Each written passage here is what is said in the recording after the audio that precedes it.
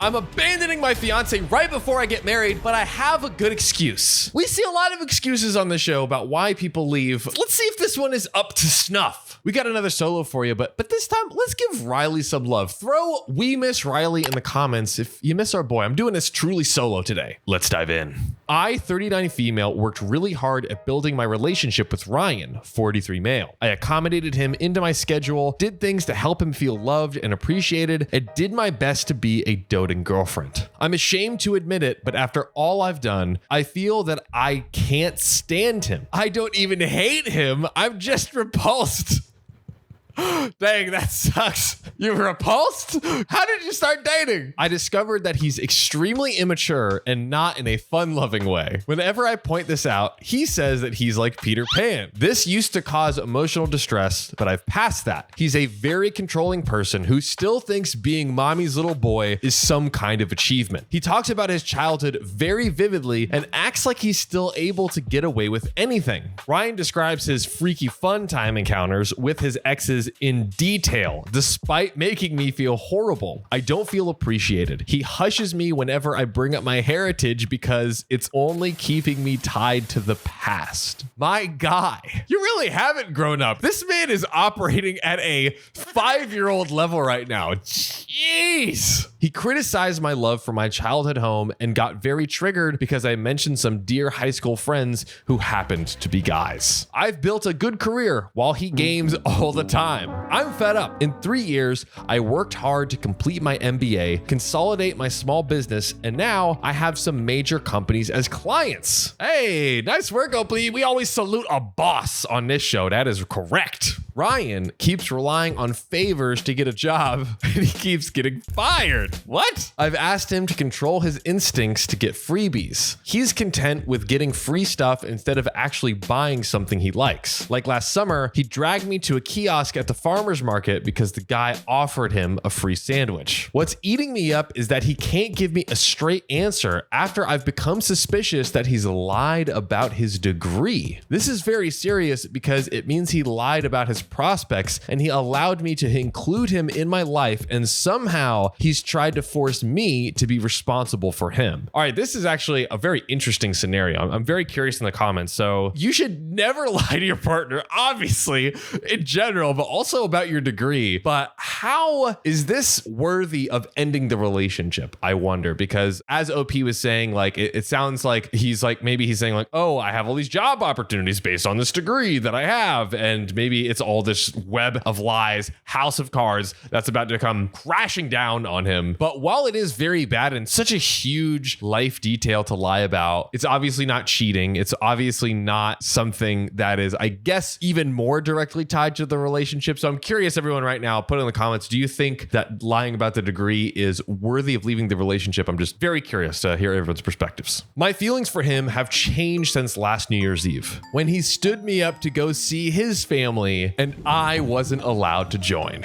My man continues to be a class act. We had already made plans for a quiet romantic evening, and I brought the food and the wine, and he waited until 2 p.m. to let me know that I would be spending it alone. He said mother-in-law needed him because New Year's Eve gives her flashbacks from father-in-law. As some background, father-in-law left her in the 90s and married his mistress in the 2000s. I felt horrible. He knew New Year's Eve is important to me and that I was looking forward to a romantic evening and that my family lives on the other side of the country. He knows being here is a sacrifice for me because I have kids that I bend over backwards to spend time with, and that flying every Wednesday to see them is a huge part of being present. Wow. Okay, OP is literally catching flights and feelings, maybe, to see your children. Meanwhile, our man over here is playing video games, throwing his life down the drain, possibly lying about his degree. Also, I'm very curious. I want to see, hopefully we have upcoming some interactions between her and OP. Obviously, we have interaction of him leaving her at 2 p.m. to spend New Year's Eve alone after they made explicit plans to do it. Like, totally understand that his mom probably is pretty heartbroken around that time of year. I'm sure it is great for her to have someone to spend that time with, but how did this not come come up sooner. They've been dating for 3 years. Obviously, he knows that she knows about his mom's situation. What if he just went to her and was like, hey, I'm so sorry. Maybe this year I am going to go with my mom and just like be with her and spend some time with her, versus letting OP do all this work to get everything together after doing all this work to build a small business and fly to see her children every Wednesday. It's not looking good for you, my boy.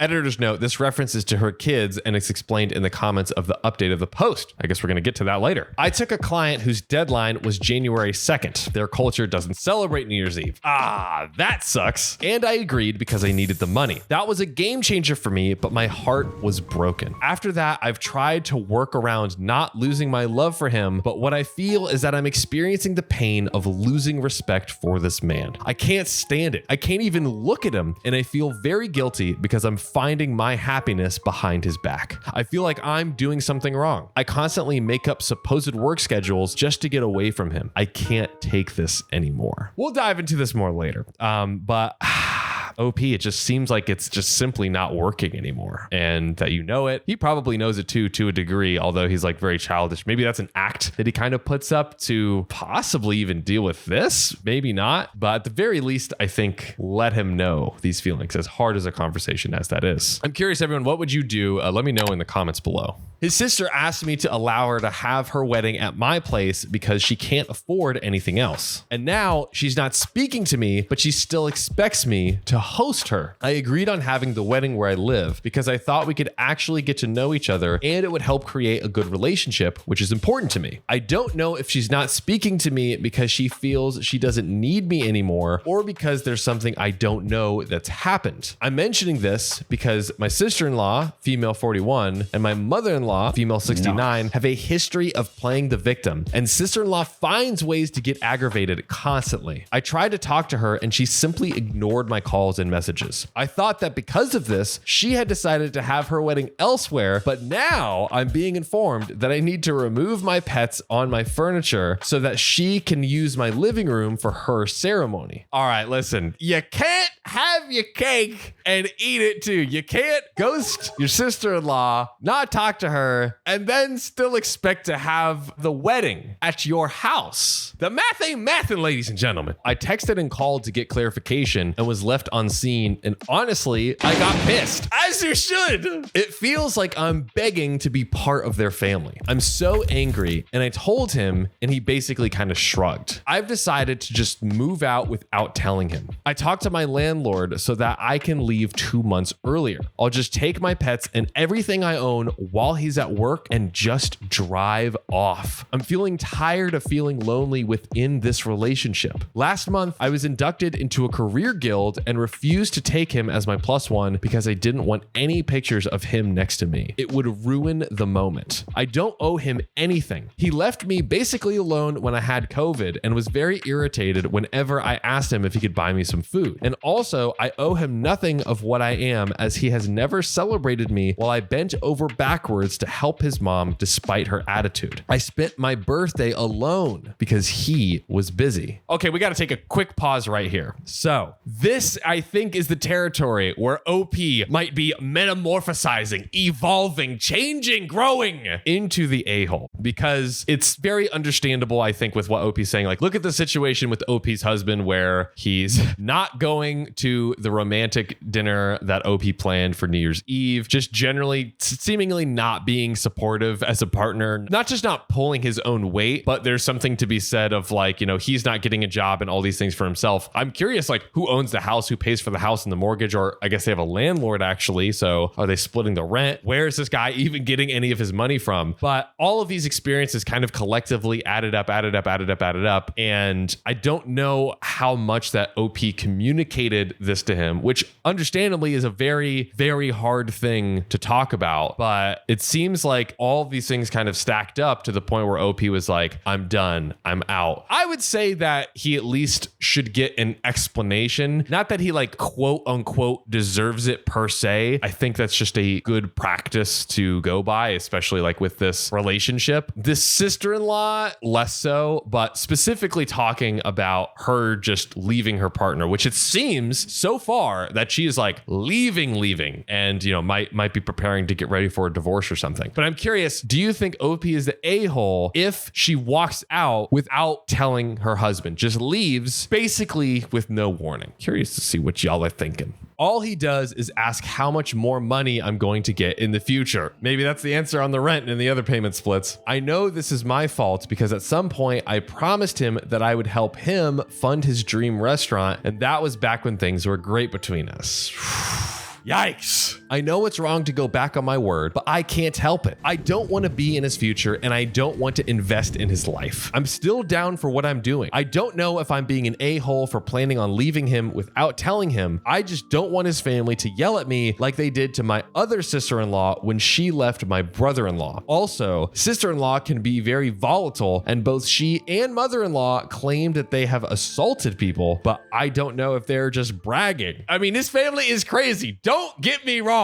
Don't get me wrong. I see no reason with basically leaving, with cutting and running, with maybe some explanation to the husband. I don't think you have to, you know, interact. Now, granted, there's many interactions that maybe we're not seeing where OP has to interact with them or, you know, is kind of hard to escape from. And they seem potentially like straight up lunatics. So I get that there, but let's keep reading. He has been asking what's going on because I can barely hide my content whenever he tries to initiate conversation about helping him create a business. I'm fed up with having to listen to his insistent questions that are making me feel very uncomfortable. I told him I'm not an insistent person. I didn't harass him to come to my place when he stood me up on New Year's Eve. I didn't insist that he give me a present for my birthday because he's an adult. He says it's different since a business is a lifelong situation and a birthday gift loses value. Oh, yeah. Wow. I'm clear on the end of our relationship, but I'm kind of doubtful about ruining the wedding. It's 10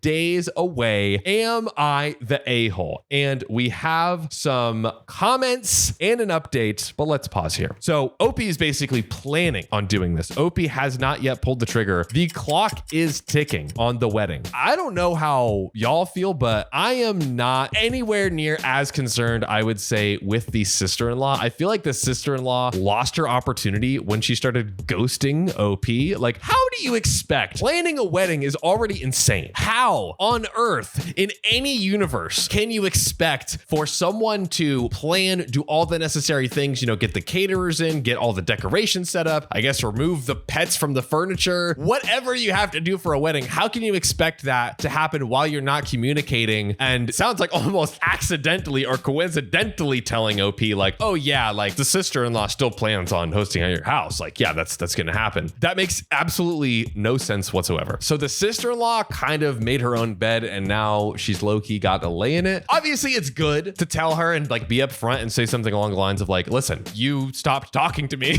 So I assumed you weren't going to do this. I assumed the wedding was not going to be at my place since you didn't want to talk to me or coordinate any details, given that there's like a million details for a wedding. And I have been going through all of these things, this laundry list of things with my husband, with your brother. I am going to leave this relationship. Sorry that, you know, you don't have a place, but you didn't communicate with me. I'm leaving this relationship with my brother. It sounds like maybe she's leaving the place to him. It's like a place that she's renting out. So maybe the sister-in-law could still, in theory, use the place, but I would say that's a lot more reasonable of a scenario, especially if OP just like is direct with her, sits her down, you know, soon. I think soon is good. Getting it done now since there's 10 days left. So the sister-in-law at least has some time to plan. Again, not that they were angels to her, but it's the right thing to do, I think.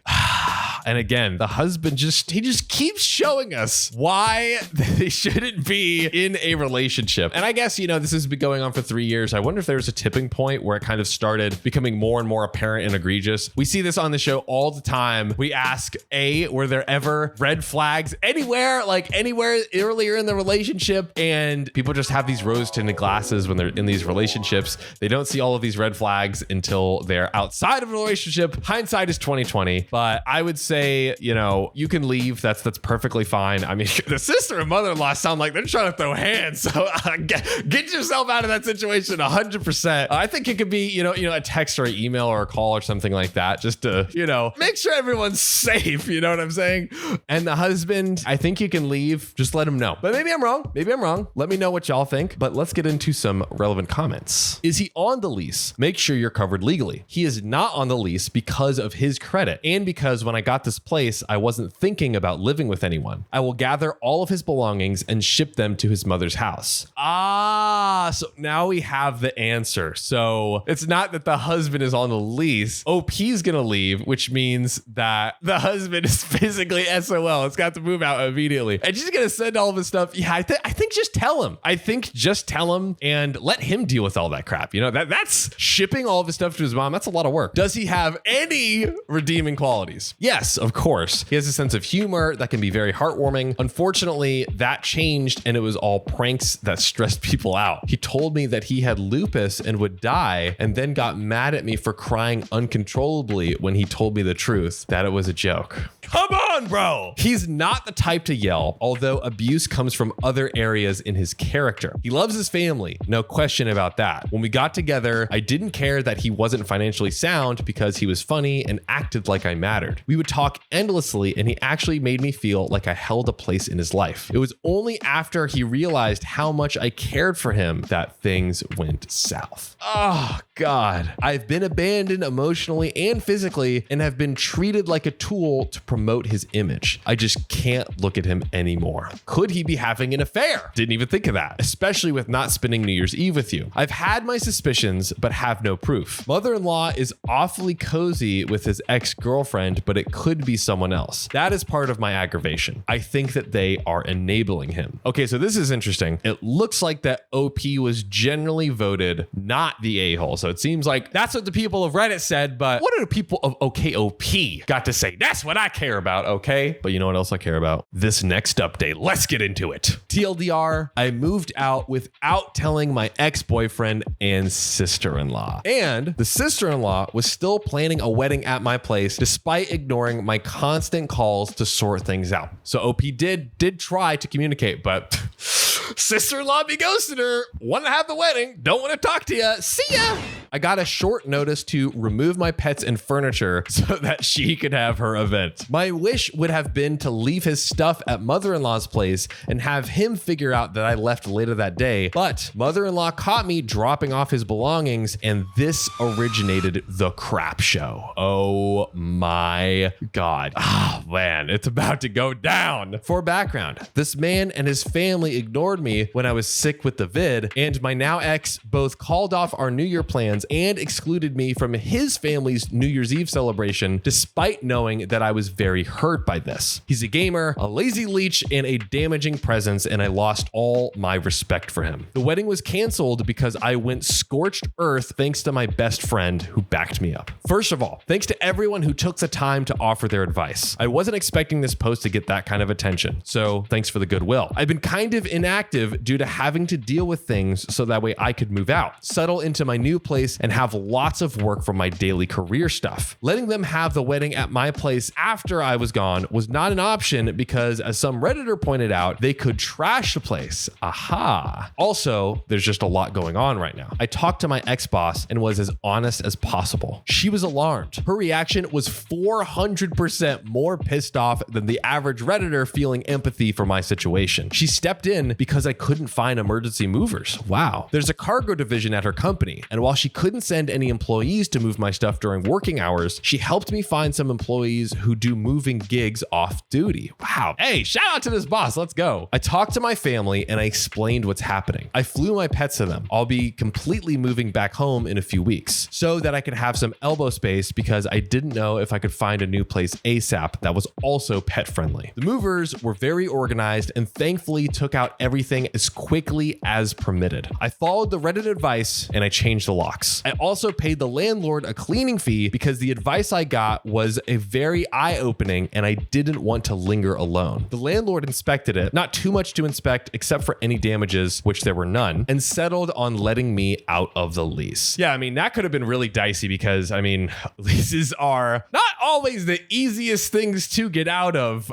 Say amen if you've ever tried to do that. Not that I've ever done that, but shout out to Opie. Opie like really finessed everything to get out and get going in time. Shout out to the boss who helped her out, but wow, this is quite an impressive feat, to be honest with you. My lawyer gave me plenty of advice, which comes down to him having a different address as his official dwelling place to get his mail, child support paperwork, and where he lists himself in official documents. As long as I kept detailed information of his returning property intact and not retaining his property, there wasn't much that he could claim. I put all of his stuff in trash bags and left it on his mother's porch. It made sense not to spend a dime on shipping anything. True. I recorded everything and took inventory. Nothing was damaged or broken, and my lawyer has records. Wow, OP played it smart. My best friend is gold. Rena, female 41. She dropped everything and had her foot up my butt, telling me off for allowing him to get this far in terms of treating me badly. She has also arranged for me to stay with her boyfriend's mom for a few days until the new place that I applied to sent me a notice. That is awesome. Shout out to Rena. Shout out to Rena. All I needed was a room with a bathroom or something. I couldn't deal with putting all my furniture up again as I'm leaving the area soon. I'm paying rent at her mother-in-law's house, although it's 3 hours away from my office and it's not feasible for the long term. So I'm going to my office 2 times a week and doing the rest via video call. Whatever I do, I won't go back to town. My former boss says she is concerned and helped me get a small office space, a meeting room for obligatory face meetings that I can do within a 1-hour distance from myself. I'm extremely grateful because I know she's not obligated. She was always a boss when she was my superior way back, but with what she's done for me, I would call her Khaleesi and feel like it's real. Hey, shout out Game of Thrones. Y'all know I don't watch stuff. I'm finally kind of started watching that. So she's a queen. She's a queen of dragons, or the mama of dragons. Correct me if I'm wrong. Now, D-Day.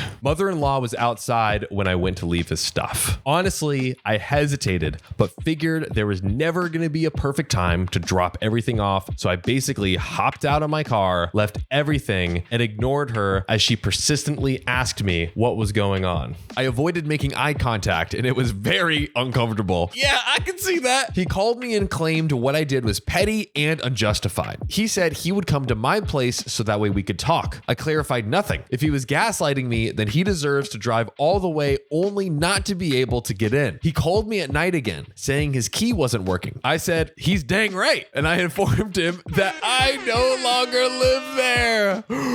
Woo!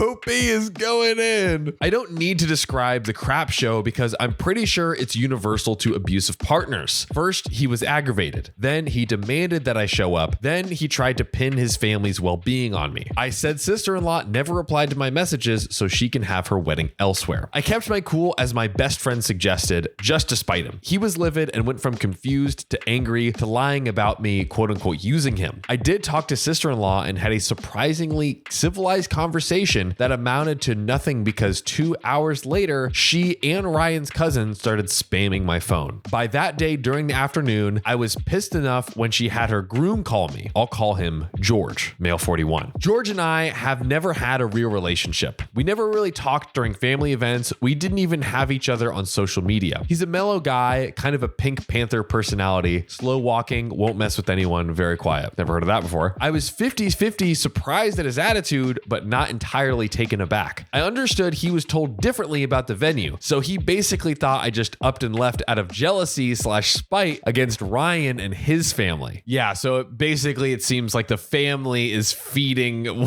their version of the story that's going on over here. Makes sense. I also got very triggered when I heard him repeating baseless stuff about me. I understand it was him innocently passing on gossip, thinking it was true, but it just made me angry. I'm not proud of this, but I told him that Ryan and his family family don't respect him and say embarrassing stuff behind his back that wouldn't give me the right to repeat demeaning stuff or turn him into an enemy. I told him that sadly, Ryan always refers to him as the spare guy because sister-in-law has always had a thing for her ex-husband, and that sadly, out of a few guys that she dated here and there, he was the only one willing to put a ring on it. Whoa, Nelly! That's crazy. Dang. Okay, so man, Opie's got a maybe not a bone to pick with everyone, but dude, this guy came in and again, like kind of like Opie was saying, he's just kind of repeating what was said to him, bringing it back around, which I also totally understand why it's annoying to Opie. It's very annoying to have people tell back lies to you that other people have said, but she's letting him have it. He demanded proof, so I said no problem. It took me a few hours, but I located voicemails Ryan had sent me. For background, whenever Ryan wanted to distance himself from guys he considered losers, he would say things like, "I'm not like George. George is only good to keep quiet and take orders. George's mom looks horny." What? My sister said George could barely get it up and he needs a pill. Oh, God. I guess Opie wasn't lying when she was talking to him. Sheesh, the pain. George was acting out, but you know my sister. She threatened to leave him and he got scared. Again, I'm not happy with what I did, but I was insulted that someone who never even talked to me had the gall to come at me. Oh, God. To be honest, this didn't really deter him. I had him on speaker while at a parking lot while my friend Rena and I were having lunch. Rena got pissed by George persisting, but we finally understood what was going on when he claimed that I took their money. It turns out that he supposedly had given sister-in-law some kind of deposit because I have allegedly demanded to get paid for the use of my place. This never happened. Oh, God, bro, if anyone, George needs to leave the relationship. This family is terrible. They're the worst. Oh, it didn't make sense. I was asked to help because they were broke. I never asked for money. My friend Rena made herself apparent on the call, and it was funny because when George asked who she was like, "Don't worry about it." So she said that he was out of line, but because he was being stubborn and we both believed he wasn't to blame, she said we should have a call. George sounded confident that he was in the right, and about a minute later, I got an invite for a chat group. Crap show number 2. It was horrible, but necessary. I know I stooped a bit low, but I'm satisfied to have followed Reddit's advice about burning the bridge and poisoning the water. Classic Reddit advice. I added the father-in-law to the chat, and I'm sure Ryan will never forgive me. For background, Ryan has a David and Goliath complex about his father, with his father being Goliath. He has internalized competitiveness against his father. He so badly wants to outdo him that he tends to forget that he is an old man. I don't know if I'm right, but sometimes I feel like they're fighting against an idea and not reality. The call started out as a mess. There were insults and a lot of yelling, but at this point, I was sick of their behavior. I sent him evidence that I had been reaching out without getting any responses. I forwarded all the voicemails and screenshots, especially 2 or 3 where Ryan shows excitement that his sister will have a venue and thanked me for understanding that she can't pay for it. Woo! We got a smoking gun, ladies and gentlemen. Mother-in-law dropped out of the call the minute that father-in-law came on. I told father-in-law what was going on, thanked him for the cordial treatment I always got from him, and explained that I was offering my place as a venue, but was ignored when I needed to address it, and that Ryan is simply unsuitable to be with a hardworking and successful partner because he's a parasite, and that I can't respect a man who doesn't have a real job, games his days away, is probably lying about his new job now. All Ryan said was, "Wow," and that I was insulting him. And it gets worse. Wow. Father-in-law gets constantly demonized for having dumped mother-in-law. Aha. And he starts talking very sternly about feeling confused and disappointed about all of this wedding stuff. He and Ryan get into an argument and sister-in-law started yelling. Despite me disliking Ryan because of everything that he did, hearing father-in-law call him a moron and a source of embarrassment felt kind of heavy. Father-in-law said he is fed up with all his children and that despite knowing his children resent him, he did give sister-in-law $2,000 as a gift to pay off some debt or to use for the wedding, but she used it all on outings and good times instead, and that his blood boiled every time he saw her Facebook posts. So maybe the dad is like the rare gem in the field of this whole family. One can only pray. I don't have much information on this. I just know that George was super thrown off by this and kept asking and asking about it. He sounded confused, just like when someone has been denied some resources readily available, but I could be wrong. Father-in-law said he expected his money back because he was fed up with all the drama and said that this was going to keep happening. Please don't come to me when you get a divorce. Yikes. And you know, one thing I'll say real quick, maybe some of y'all feel different. Obviously, $2,000 can be a lot of money. However, in this instance, I don't think it's even worth it to demand the money back. Do you really think that she's going to get it back? She, took money from her husband that she, lied and said she was using for the down payment for the venue. Wrong. Didn't need that. She took the $2,000 that the father-in-law gave her. She went and allegedly blew it on all kinds of other things. I wouldn't even worry about it. Maybe that's just me, but like $2,000 in the bank or $2,000 less of headaches. I'll take less headaches. Thank you. Father-in-law told sister-in-law to stop listening to Ryan already because he's unhelpable and can't be of help to anyone because he's both dumb and greedy, and that he's an open mouth with an extremely empty stomach, and that she's ridiculous for following Ryan like a cult member. Sister-in-law started yelling at him, and he said this is exactly why all her men run for the hills and go to ask mother if temper tantrums and victim mongering are in any way an aphrodisiac. Oh, God, this was a huge can of worms to be opened. So I immediately dropped from the call because I was very stressed out despite having tried to keep a cool-headed mindset. I blocked everyone and changed my number, sealed all my social media, and removed apps I didn't know how to block people on. Okay, real quick here. So like, oh God, this really is a crap storm, like Opie said. Opie was right to leave this situation. I've said it multiple times. Was the group call worth it? I mean, in a way, I guess it kind of like exposed a lot of things, which is kind of good if you think about like for the father-in-law as an example. Like maybe this is the father-in-law finally realizing that like everyone is just so insane that it's just not worth it. But I don't know if I would do the call. That's a lot. It's been weeks and no wedding stuff has been posted. Maybe they haven't had it. Maybe it's canceled. None of my friends who have visited their profiles have seen anything but cryptic stuff written by George. I cannot guarantee the wedding did not take place, but it doesn't look like it. Also, I agree with some replies about having a court wedding. They could have done that. For additional clarification, I wanted father-in-law to know everything because he was quite often the inky, friendly face in the family, and I didn't want to leave without him understanding the truth. Okay, so that is why OP went through with the phone call. Definitely makes a lot more sense. Okay, he was decent, and I didn't want him to think that I'm some kind of witch who ruined his daughter's wedding for kicks and giggles. Thank you again.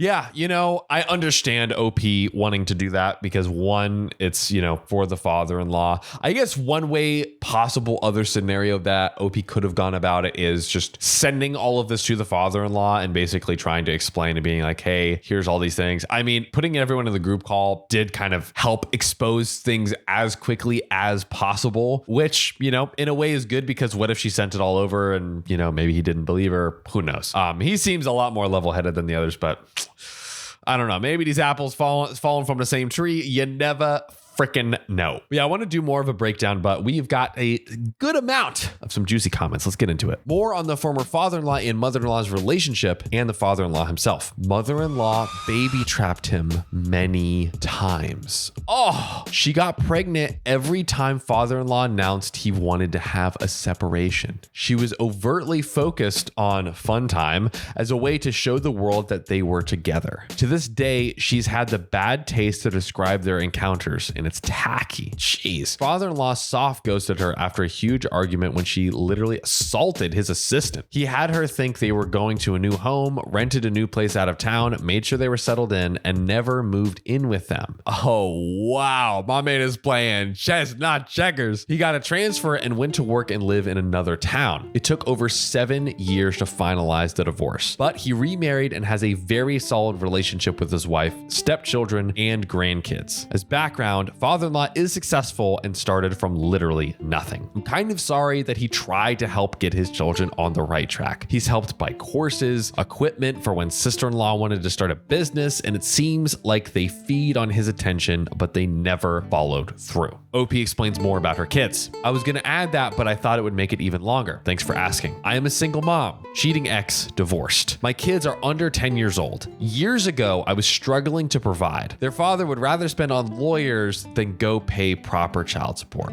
Oh God. It's a long story and very painful for me. I had 2 jobs and found a side gig that was commission-based only. I didn't really understand it, but took the short training. It took me a hot minute, but I eventually got the hang of it. Having a few extra $100 at the end of the month made me feel better, and at least I could cover some bills and not stress out for the holidays. Long story short, I ended up getting hired with a salary and benefits. I developed an ambition for learning and basically to guarantee I could provide. I moved on to a new job, which I remember fondly. That's where I met my former boss who helped me move out this time. Shout out to that person again. That job opened up so many doors for me. I was able to get a better position, get a good salary, help my parents, etc. They decided to shut down operations in my area. I did apply for local jobs, but got a very good offer for a job transfer. I would be in charge of several employees and see an increase in salary because they needed me to open a department/replicate operations. It was me, my ex-boss, and 2 other employees who took the leap. She now works at a different company. I talked to both my kids and my parents. My kids weren't thrilled. My parents didn't love the idea. Also, taking the kids would be devastating as my kids are very close to them. I sat down, and when I did the math, my living costs at my new location are way higher. If I came alone, I could navigate, save up to both start a business and lay the foundation for my kids to have a fund. I live in a very nice but more or less affordable place and put my money towards my kids. When I came to live here, I negotiated partial remote work. This is why I mentioned in my original post that I travel every Wednesday after work. I stay until Sunday no matter what. After my working arrangement ended, I had already signed agreements with local companies as my clients. Some of my work is easily managed on remote, but a lot is done on site. I didn't have the financial strength to hire multiple executives until I get the New Year's Eve client from my previous post. I'm currently tending to local consulting clients until December. That's why my former boss helped me find a place to do meetings since I didn't feel comfortable going to my old office. I was subletting from a colleague for obvious reasons. I forgot that was the former boss. Wow. I mean, it seems like maybe still a client, still in their life, but my God, just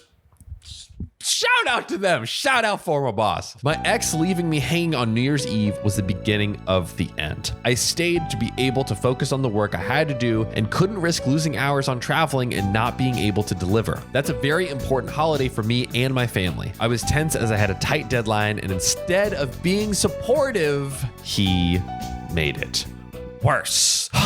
Here we are, ladies and gentlemen. We've reached the end of the story. Wow, there's kind of a lot to dive into.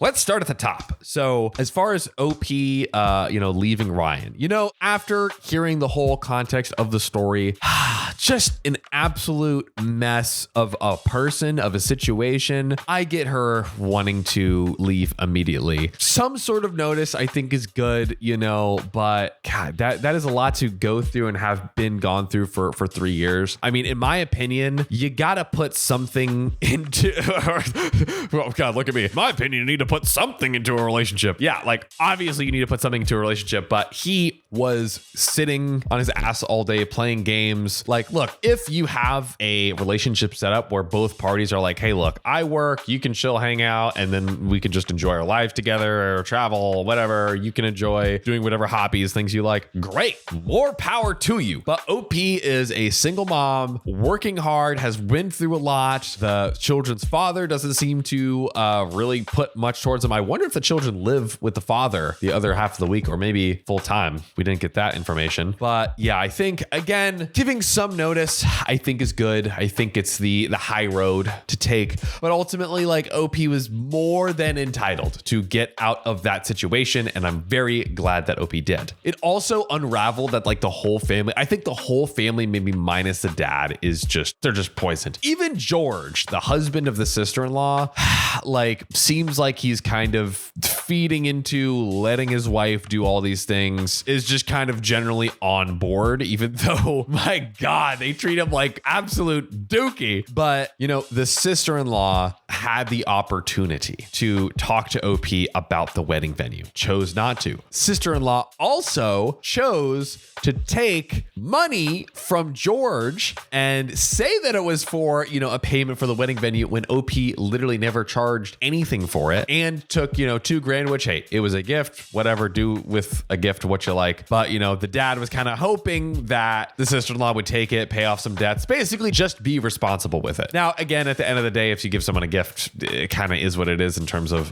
what they give them. And you can't really ask for it back. I didn't really think about that in the moment. That's another reason for the dad not to try to get the $2,000 back. Like, look, you gave it to her. It kind of is what it is. It's gone. Like, I would say just kind of keep it pushing. But I think that was, it's not even that incident necessarily, but obviously the dad has known the sister-in-law is his daughter her whole life, and obviously the other members of the family. And I think that was kind of like the breaking point, and getting everyone on that call just probably exposed it, pushed it all into his face of all the BS and freaking tomfoolery that this family has been doing forever.